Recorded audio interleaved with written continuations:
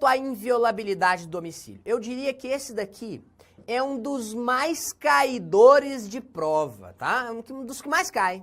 Não cai em prova, não. Despenca na prova. Artigo 5º, inciso 11, que é o direito à inviolabilidade do domicílio, que decorre da necessidade que todas as pessoas tenham a proteção do seu domicílio, tenham, em especial durante o período da noite, tranquilidade na sua casa, né? Tranquilidade, sossego na sua casa, em especial durante a noite. E aí nós temos o seguinte, vem aqui comigo, olha só. Como regra geral, o ingresso na casa do morador depende do consentimento dele. Ele tem que autorizar. Então a regra geral é que a entrada na casa do morador tenha o consentimento dele. Com o consentimento do morador. Só que nós temos exceções a essa regra geral? Sim, nós temos exceções a essa regra geral. Exceções nas quais não é necessário o consentimento do morador. Exceções nas quais o consentimento é inexigível.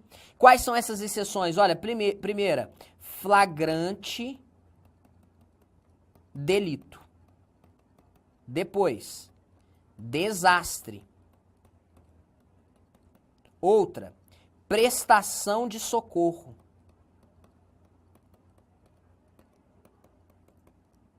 E ainda, mediante ordem judicial. Nesses três primeiros casos aqui, flagrante delito, desastre e prestação de socorro, o ingresso na casa do morador sem o seu consentimento vai poder acontecer a qualquer hora do dia, da noite ou da madrugada. Agora, com ordem judicial, não. Com ordem judicial, o ingresso na casa do morador sem consentimento dele tem que ser durante o dia. Durante o dia. Vamos ler juntos o artigo 5º, inciso 11. Olha só. A casa é asilo inviolável do indivíduo, né? Ninguém nela podendo penetrar sem o consentimento do morador, salvo em caso de flagrante delito ou desastre, ou para prestar socorro, ou durante o dia, por determinação judicial. Veja, mesmo tendo uma ordem judicial, não é possível a entrada na casa do morador no período noturno, né? Eu tenho uma ordem judicial. Sim, você tem uma ordem judicial. Você pode entrar na casa do morador sem o consentimento dele? Pode, mas tem que ser durante o dia. Fica atento que isso cai muito em prova, né? No caso de flagrante delito, desastre ou para prestação de socorro, você não precisa do consentimento do morador e você entra a hora que você quiser. Agora, tendo ordem judicial, você pode entrar sem o consentimento do morador? Pode, mas tem que ser durante o dia. Tudo bem? Vamos então para um aprofundamento a respeito desses temas aí. Primeiro ponto aqui. Conceito de casa para fins de aplicação do artigo 5º, inciso 11, ele não é apenas a residência do morador. Não é apenas a residência, o lugar onde ele mora. O conceito de casa abrange também, olha, abrange quartos de hotel, abrange um quarto de hotel, abrange escritórios profissionais. Por exemplo, um escritório de advocacia, um consultório médico, tudo isso entra no conceito de casa. Agora, atenção. O conceito de casa, vou colocar até um asterisco aqui, isso já caiu em prova também, tá? O conceito de casa não engloba lugares abertos ao público. Por exemplo, não engloba bares, restaurantes, né? Bares e restaurantes estão fora do conceito de casa para fins do artigo 5º, 11. Agora, um escritório de advogado, um consultório médico, aí sim, está dentro do conceito de casa. Certo? Meus amigos, eu coloquei agora um questionamento para vocês que tem fundamento na jurisprudência do STF. A pergunta é a seguinte, olha, será que a inviolabilidade domiciliar pode ser um escudo para a prática de atos ilícitos? A resposta, obviamente, é não. Eu até estenderia esse enunciado para os direitos fundamentais como um todo. Os direitos fundamentais não podem servir como um escudo para a prática de atos ilícitos, de maneira nenhuma, né? E aí, nesse sentido, o STF examinou um caso que envolvia a instalação de equipamento de escuta ambiental à noite, em escritório de advocacia. Em escritório de advocacia. Será que é possível essa instalação de escuta ambiental à noite em escritório de advocacia? Será que não há uma violação ao domicílio? Porque olha só, se eu tenho uma ordem judicial, eu posso entrar na casa do morador, mas tem que ser durante o dia. Não é? Joia. Mas aqui o que nós temos é o seguinte, a polícia tem uma ordem judicial e entra no escritório de uma pessoa, né, no escritório de advocacia, para instalar um equipamento de escuta ambiental. E entra à noite. Ora, se ela tem uma ordem judicial, não tinha que ser durante o dia? Mas veja, durante o dia está todo mundo trabalhando no escritório de advocacia. Não vai ser possível instalar o equipamento de escuta ambiental durante o dia. Então tem que ser à noite mesmo. A inviolabilidade do domicílio não pode ser um escudo para a prática de atos ilícitos. Portanto, é possível sim a instalação de equipamento de escuta ambiental à noite em escritório de advocacia, desde que, obviamente, exista uma ordem judicial nesse sentido. A prova resultante dessa escuta ambiental vai ser uma prova lícita. Certo? Outro caso. Imagine. Agora 11.3 aqui, ó. Ingresso na casa do morador durante o dia e prolongamento das ações pelo período noturno. E aí, pessoal? Imagina que a autoridade policial entrou na casa do indivíduo com ordem judicial para fazer uma operação de busca e apreensão, entrou às 5 da tarde. Mas aí ela tem que fazer muita coisa ali dentro, tem que coletar muitas provas ali dentro, e aí ela permanece até meia-noite na casa do indivíduo. Opa, entrou durante o dia, mas as ações se prolongaram pelo período noturno. E aí, é possível que isso aconteça? Sim, isso é admitido. Apenas o ingresso aqui, ó, o ingresso é que tem que ser durante o dia. É possível prolongar as ações pelo período noturno, né? Então, ingresso durante o dia e prolongamento das ações pelo período noturno é admitido pela jurisprudência do STF. Vamos seguir em frente? Vamos lá, né? Questão de prova pra gente... é isso mesmo, questão de prova. Considere a seguinte situação hipotética. Raquel, Regina e Henriqueta são irmãs. Regina está sendo acusada pela prática no ano de 2015 de crime de furto qualificado, encontrando-se foragida. A polícia local, suspeitando que as irmãs estão escondendo Regina, decide fazer uma busca minuciosa da acusada. Neste caso, observando-se que Regina reside em um barco e que Henriqueta reside em um hotel, a busca de Regina, olha só, pessoal, letra A, poderá ser feita tanto no barco como no hotel, durante o dia ou à noite, desde que haja determinação judicial. Olha só, pessoal, se eu tenho determinação judicial, pode ser à noite? Não, não pode. Se eu tenho determinação judicial, pode ser durante o dia. Então tá errada. Mas veja, o barco e o hotel estão abrangidos pelo conceito de casa? Sim. Barco e hotel estão abrangidos pelo conceito de casa, sim. Tudo bem? Vamos lá. Letra B. Poderá ser feita tanto no barco como no hotel, em qualquer dia e em qualquer horário. Opa! Em qualquer horário? Em qualquer horário, não. Tem que ser durante o dia, né? E aí aqui, ó, uma vez que não são considerados domicílios. São considerados domicílios, sim. Tá errado essa parte. Sendo assim, não são invioláveis. Tudo errado, né? Letra C. Não poderá ser feita no hotel? Errado. Pode ser feito no hotel, sim. Tá dentro do conceito de casa. D. Poderá ser feita tanto no barco como no hotel durante o dia ou à noite? À noite, não. Errado. E precisa de ordem judicial. Também ficou errado essa outra parte. E letra E. A letra E vai ser o gabarito. Poderá ser feita tanto no barco como no hotel, desde que durante o dia e por determinação judicial. Gabarito, letra E.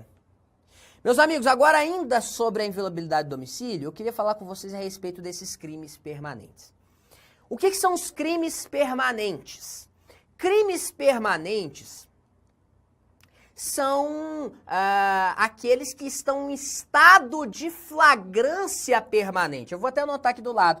Crimes permanentes são aqueles em que há um estado de flagrância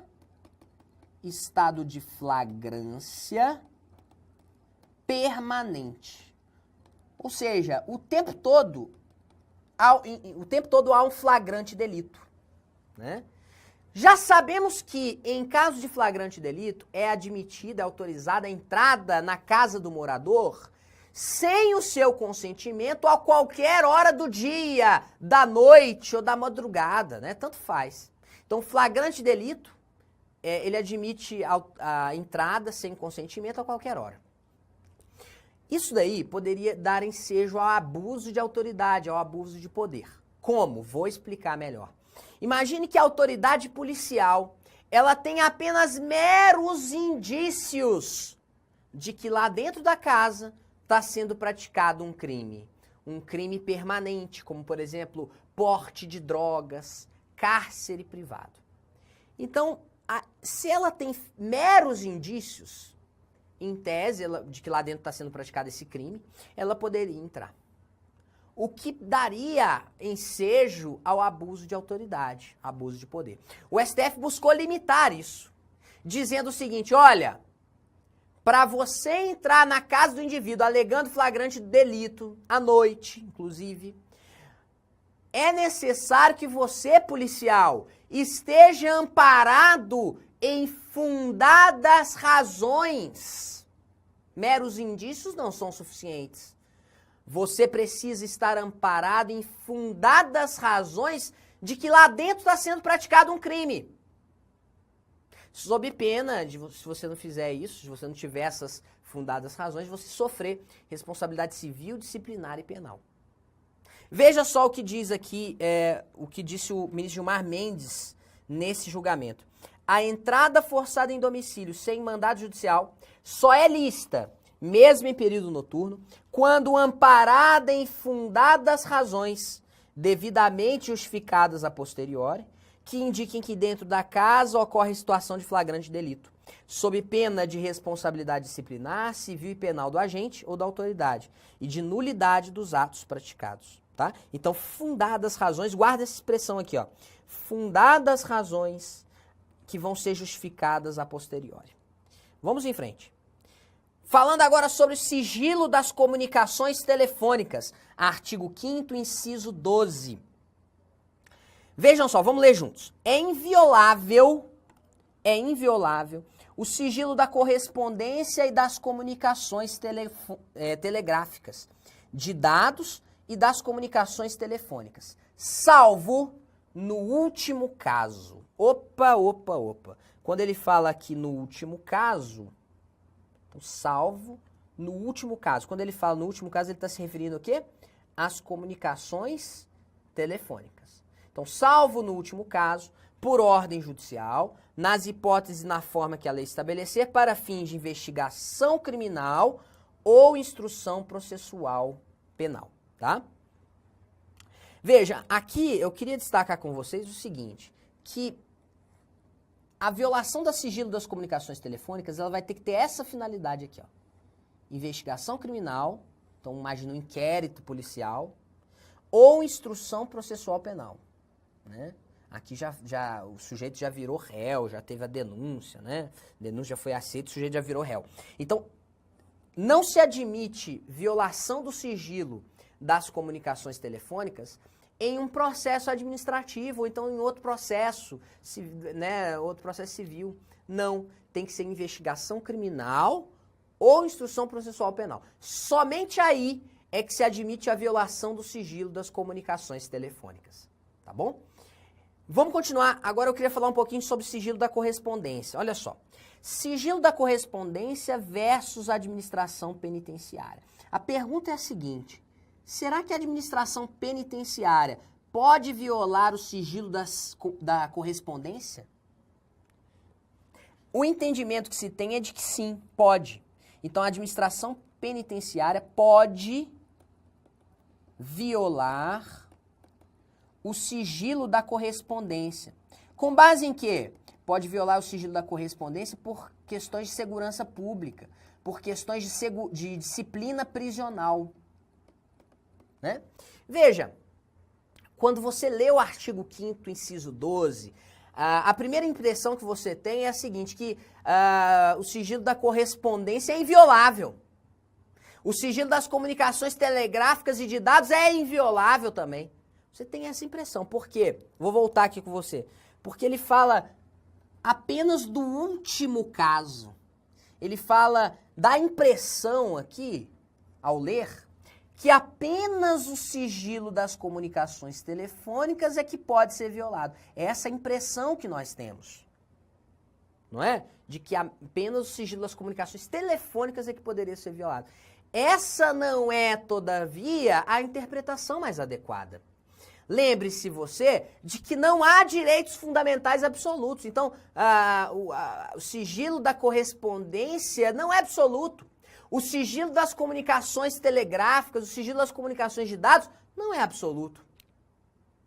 Não há direitos fundamentais absolutos no nosso ordenamento jurídico. Por isso é que o STF entende que é constitucional a lei que autoriza a administração penitenciária a violar o sigilo da correspondência, a interceptar a correspondência dos presos, por razões de disciplina prisional e de segurança, né? Então é possível, sim, que o sigilo da correspondência seja violado pela administração penitenciária.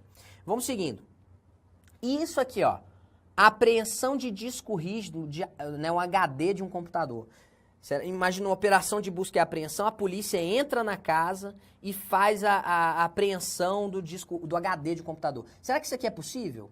Resposta: a apreensão desse HD é admitida. Porque nesse caso, não há violação da comunicação dos dados. Não há violação da comunicação de dados. Aqui eu vou grifar para você, né, eu vou sublinhar, melhor dizendo, comunicação. Porque, veja, aqui não há violação da comunicação dos dados. Há uma violação dos dados em si. O que a Constituição protege é a comunicação de dados. A Constituição protege a comunicação de dados, mas não protege os dados em si. Portanto, é possível a apreensão de HD de computador, né? Ali para ter acesso a todas aquelas informações que estão lá no HD. E mensagens de celular de preso em flagrante delito? Imagina, o sujeito foi preso pelo policial e o policial olha o celular dele, tem algumas mensagens, né? E aí? Também é admitido, né? É admitida a prova, né? Essas mensagens de celular, elas são prova lícita. Admitida pelo STF, portanto. Prova lícita. E agora, mais um tema. Quebra do sigilo telefônico e interceptação telefônica. Pessoal, qual é a diferença aqui? São institutos diferentes. Quando eu falo em quebra de sigilo telefônico, estou me referindo a ter acesso aos registros telefônicos. É pegar lá a conta da Oi, a conta da TIM, a conta da Vivo. Isso é quebra de sigilo telefônico. Você vai ter a relação dos números para os quais o indivíduo ligou, de que ele recebeu ligação, enfim. Isso é quebra do sigilo telefônico. Interceptação telefônica é diferente. Quando se faz a interceptação telefônica, há acesso ao conteúdo da conversa em si. Ao conteúdo da conversa. Você deve se lembrar, né? O juiz Sérgio Moro, ele determinou o quê? Interceptação telefônica em relação lá aos telefones usados pelo ex-presidente Lula. E aí, o que aconteceu? Ele teve acesso ao conteúdo da conversa do ex-presidente Lula, por exemplo, com o ex-ministro-chefe da Casa Civil, Jacques Wagner, com a ex-presidente Dilma, com o ministro da Fazenda, né? Aquilo ali, o que aconteceu foi uma interceptação telefônica. Foi obtido acesso ao conteúdo da conversa. Não foi apenas quebra de sigilo. Quebra de sigilo é apenas acesso aos registros telefônicos. Diante disso, eu pergunto para vocês, qual das duas medidas é mais gravosa? A quebra de sigilo telefônico ou a interceptação telefônica? A mais gravosa, sem dúvida nenhuma, é a interceptação telefônica. Então, a interceptação telefônica, ela somente pode ser determinada pelo poder judiciário, somente ele. Agora, a quebra de sigilo telefônico, não. Pode ser determinada pelo poder judiciário ou por CPI. CPI federal ou estadual também, tá? Tudo tranquilo, gente? Esse artigo 5º 12 aqui, quando ele fala, tem que ser ordem judicial para fins de investigação criminal e instrução processual penal. Ele está tratando de quê especificamente? Aqui, ele está falando da interceptação telefônica. Interceptação telefônica. E vai existir uma lei para tratar da interceptação telefônica, né? Vai falar das hipóteses, da forma, né? Essa lei, inclusive em razão disso, né, nós podemos dizer que aqui é um caso de reserva legal qualificada, né? Já estudamos isso no início dessa aula. Vamos lá. Mais um tema, crimes achados. O que é um crime achado? Posso dizer que um crime achado é um crime que ele é, entre aspas, acidentalmente descoberto. Imagine que um juiz determinou a interceptação telefônica porque está correndo um determinado processo penal, né? E aí ele determinou a interceptação telefônica. No curso daquela interceptação telefônica, que está ocorrendo para investigar um determinado crime punível com reclusão, é descoberto um novo crime, com outras pessoas participando desse crime. Esse daí é um crime achado, né? O juiz estava investigando, né, um determinado crime, tinha um determinado crime que estava sendo investigado, mas outro crime foi acidentalmente descoberto. Temos aí um crime achado. E aí, essa interceptação telefônica que gera um crime achado, a prova resultante disso será uma prova lícita. Então, ela pode ser usada, essa prova pode ser usada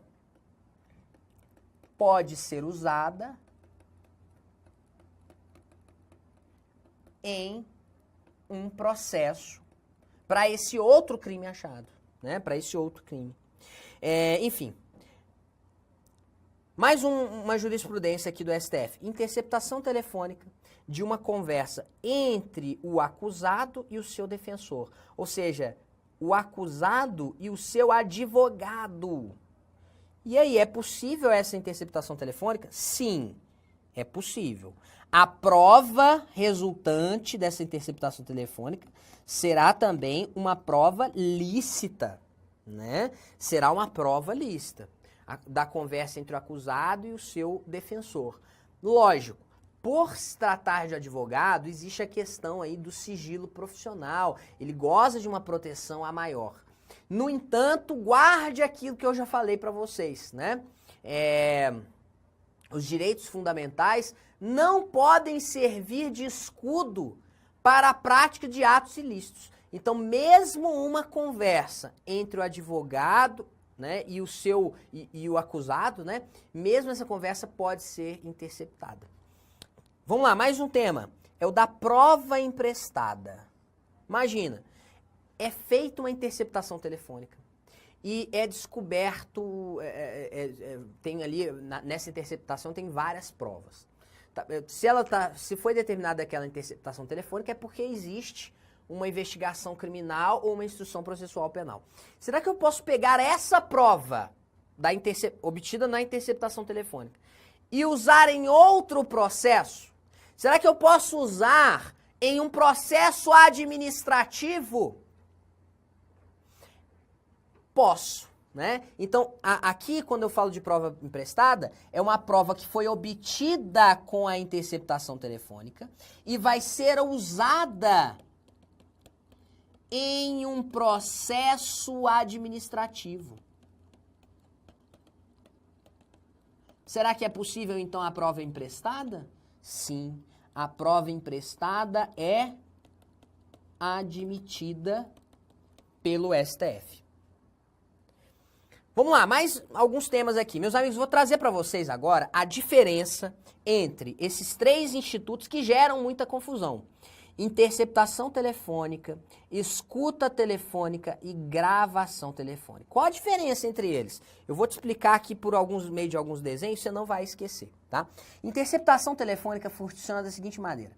Eu tenho uma pessoa A que está conversando com a pessoa B.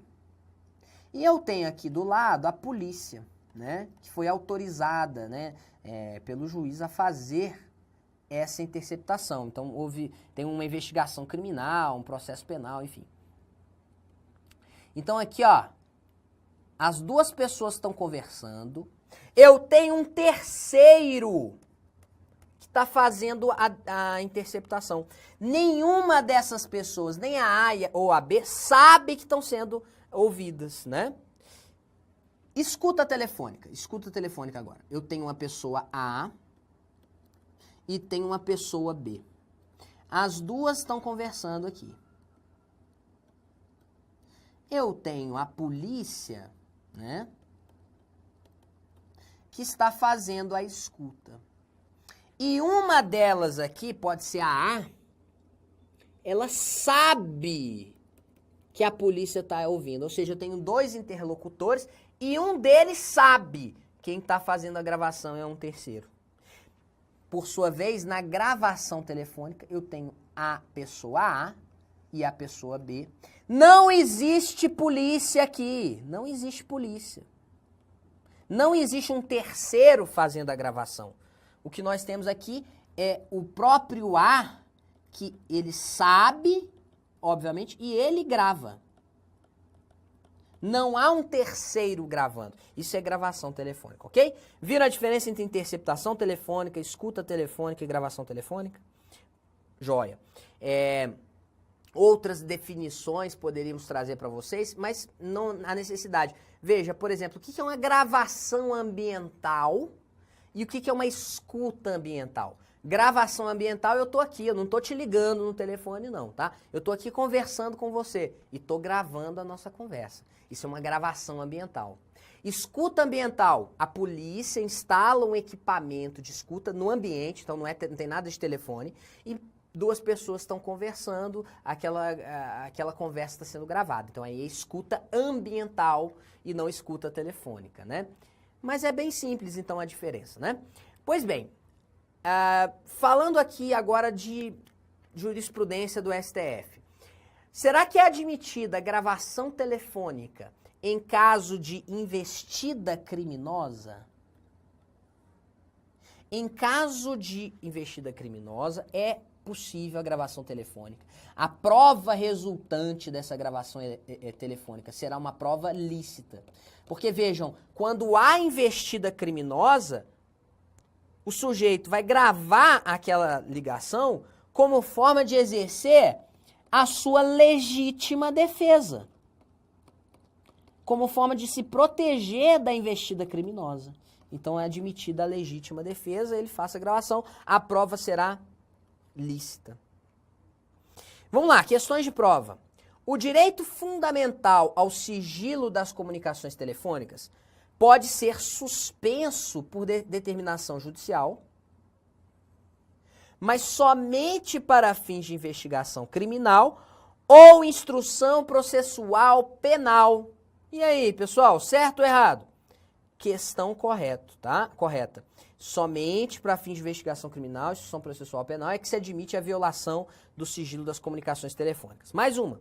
Gravação de conversa telefônica sem autorização judicial, registrada por um dos interlocutores, é considerada prova ilícita.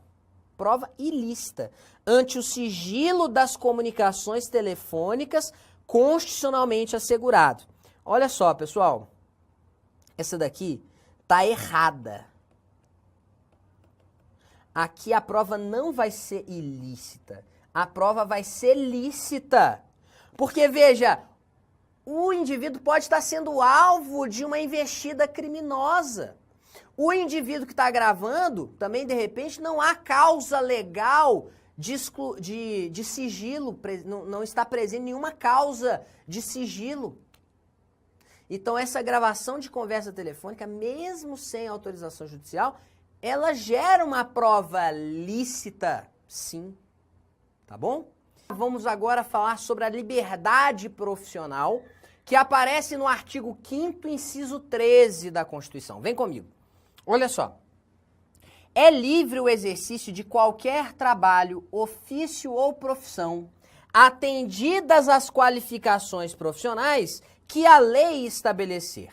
Primeiro ponto relevante é dizer que aqui nós estamos diante de uma norma de eficácia contida. E isso influencia muito na forma como nós interpretamos esse dispositivo. Por que é uma norma de eficácia contida? Porque você tem que interpretá-lo do seguinte modo. A princípio, qualquer pessoa pode exercer qualquer profissão. No entanto, pode vir a lei e impor uma restrição ao exercício profissional. Então, vou te dar aqui como exemplo o exame da OAB. Para que alguém seja advogado, é necessário que seja bacharel em Direito, que esteja inscrito na OAB. Então, vejam, uma lei que estabelece essas restrições, né? A princípio, qualquer pessoa pode exercer qualquer profissão, mas uma lei pode dizer que, olha, para você exercer tal profissão, é necessário cumprir esses requisitos aqui. Joia. Então tá claro para todo mundo que é uma norma de eficácia contida. Isso aqui já foi apreciado pelo STF em vários casos. Por exemplo, eu tenho o caso do músico. Chegou ao STF uma situação em que perguntava-se o seguinte: será que para ser músico eu tenho que ter registro no órgão competente, né? Num órgão de fiscalização profissional? A resposta é não. Por quê? Porque a atividade de músico, ela não tem um potencial lesivo. Então, não há potencial lesivo nessa atividade. Não há potencial lesivo nessa atividade. Ora, como não há esse potencial lesivo, né? Portanto, não é necessário, não é exigida a inscrição profissional. Não é exigida a inscrição profissional. Tudo bem? Temos mais decisões do STF? Temos. Olha, o exame da OAB. O STF entendeu que o exame da OAB é constitucional. Por quê? Por que é constitucional? porque a atividade da advocacia, ela traz um risco para a sociedade. Então, estabelecer esses critérios, né, ter esse exame da OAB é constitucional. Agora, a questão do jornalista, o jornalismo. O jornalista, ele não precisa de diploma. Então, não precisa, é dispensado o diploma de jornalismo. Por quê? Porque se eu colocasse esse tipo de restrição, estaríamos tendo uma ofensa indireta à liberdade de expressão. Então, não é exigido diploma para que alguém exerça e aquela atividade tenha algum potencial de causar dano para a sociedade. Se aquela atividade tiver potencial para causar esse dano, aí são admitidas restrições à liberdade profissional. Né? Então, a lei impõe restrições, mas essa lei também tem que ser proporcional, tem que ser razoável. Ela tem que ter um motivo, e o motivo é aquela atividade tem um potencial lesivo para a sociedade. Tá bom? Vamos em frente. Sigilo da fonte. Está no artigo 5º, inciso 14, que diz o seguinte: é assegurado a todos o acesso à informação e resguardado o sigilo da fonte. Então aqui, ó, temos duas normas diferentes nesse dispositivo. Primeiro é o direito ao acesso à informação, que ele é melhor detalhado mais à frente, tá? Mas o acesso à informação é garantido a todas as pessoas. E outra norma que é essa daqui, é resguardado o sigilo da fonte. Essa norma destina essencialmente resguardar a revelar. Por quê? Porque manter o sigilo da fonte é importante para que ele possa ter acesso àquelas informações. Então veja, esse é um comando destinado ao jornalismo. Manter, resguardar o sigilo da fonte. Por quê? Porque isso é necessário ao exercício da sua profissão. Agora olha só, imagine que o jornalista faz a divulgação de determinadas informações, ele não divulga a sua fonte, mas aí a outra pessoa, né, fica ofendida com aquelas informações. E aí ela vai exigir resposta. São coisas compatíveis? São. É realmente possível. O jornalista resguardou o sigilo da fonte. O outro pode pedir indenização? Pode, mas vai pedir para o jornalista. Né? Pode, então, o outro pleitear direito de resposta sem problema nenhum. Vejam, não se confunde, não se confunde, é vedado. Agora, admite-se o sigilo da fonte. No caso de estivesse assumindo a que deu a informação, ela está com a identidade sigilosa. Mas o jornalista está assumindo a responsabilidade e ele, jornalista, ele responde pelos abusos. Os jornalistas respondem pelos abusos à liberdade de imprensa. Obviamente, a liberdade de imprensa, como nós já vimos, ela é ampla. Ela é ampla. O jornalista tem direito de fazer críticas contundentes, sarcásticas, críticas fortes, né? Em especial para órgãos públicos, para agentes públicos, tá? Mas eles respondem sim. Falando agora do direito de reunião, que também cai muito em prova, o direito de reunião aparece. Em primeiro lugar, eu gostaria de destacar com vocês o seguinte, que o direito de reunião, ele é condicionado. Já vi aparecer assim em prova, tá? O direito de reunião é condicionado. Há uma série de condições, na verdade, para que ele seja exercido. Primeira condição é a de que o direito de reunião tem que ser exercido para fins pacíficos, sem armas. Já vi aparecer em prova falando assim, estava acontecendo uma greve de policiais civis. E esses policiais civis estavam fazendo, esses policiais civis grevistas, estavam fazendo uma manifestação pública e estavam armados. Esse daí é um exercício regular do direito de reunião? Sim ou não? Não. Porque o exercício do direito de reunião não pode ser armado. As pessoas que estão fazendo uma manifestação não podem estar armadas. O direito de reunião é exercido para fins pacíficos, sem armas. Ele é exercido também em locais abertos ao público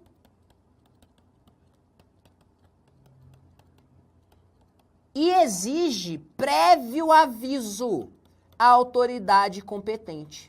Exige prévio aviso.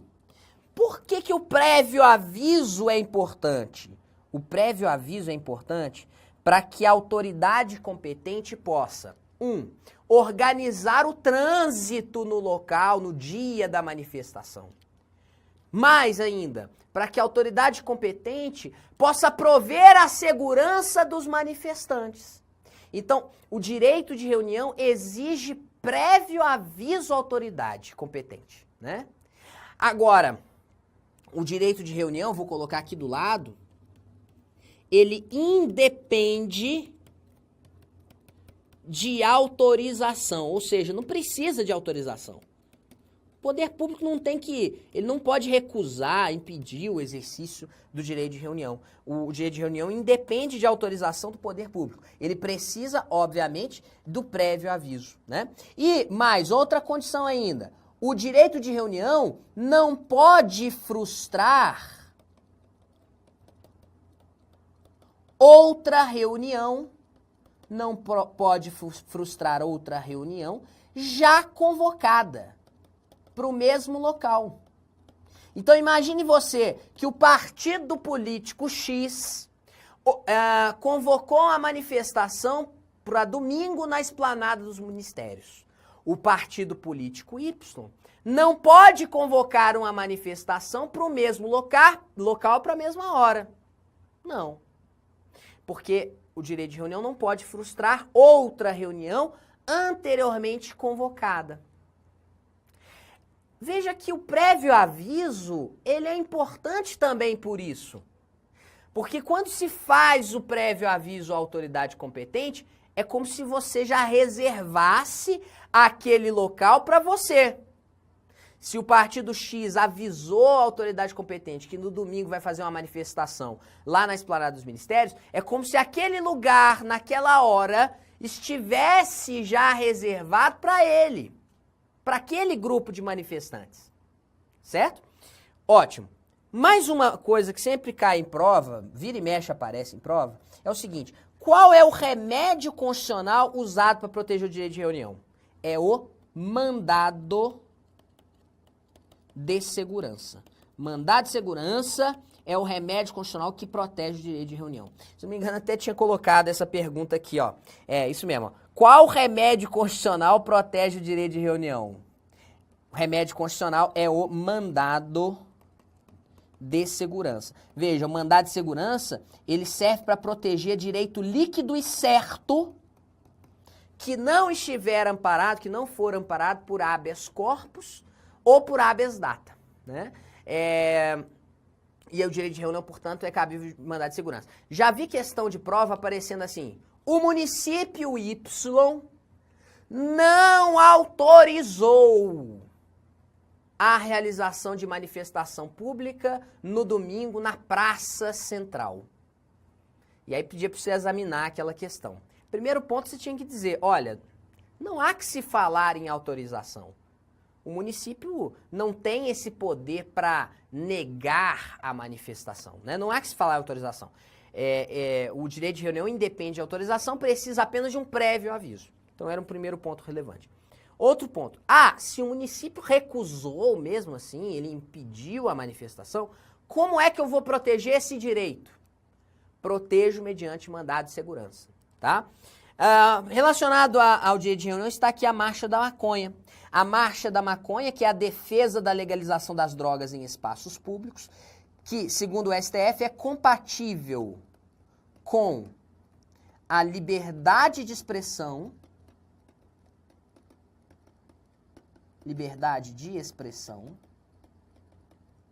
e também compatível com o direito de reunião. O direito de reunião, meus amigos, que é próprio de uma democracia, né? O direito de reunião, ele é um direito individual, observe só, ele é um direito individual, mas que se expressa de maneira coletiva. Ele se expressa quando as pessoas estão juntas lá manifestando, né? Vamos em frente, olha aqui a questão de prova que eu separei para vocês. O direito de reunião constitucionalmente previsto. A. Permite em locais públicos a manifestação pacífica de agentes de segurança que estejam portando suas armas. Opa, errada. A reunião tem que ser para fins pacíficos, sem armas. Mais uma. Pode ser exercido independentemente de autorização da autoridade competente. Opa, pode ser exercido independentemente de autorização da autoridade competente? É esse o gabarito, né? Eu não preciso da autorização, então independe de autorização. Letra C. Não pode ser limitado por legislação infraconstitucional? Pode sim, né? Pode sim. A legislação infraconstitucional pode dizer, como é que vai ser exercido esse direito de reunião. D. Autoriza a concorrência entre manifestações no mesmo local, com preponderância democrática, daquela com maior número de participantes. Errado. Não pode haver concorrência, né? Por quê? Porque o direito de reunião não pode frustrar outra anteriormente convocada para o mesmo local, né? E letra E, pode ser exercido independentemente de aviso? Errado. É necessário o prévio aviso. Então, errada a letra E, né? O gabarito ficou mesmo sendo a B. O direito de reunião, ele independe de autorização. Ele precisa de um prévio aviso. Vamos lá.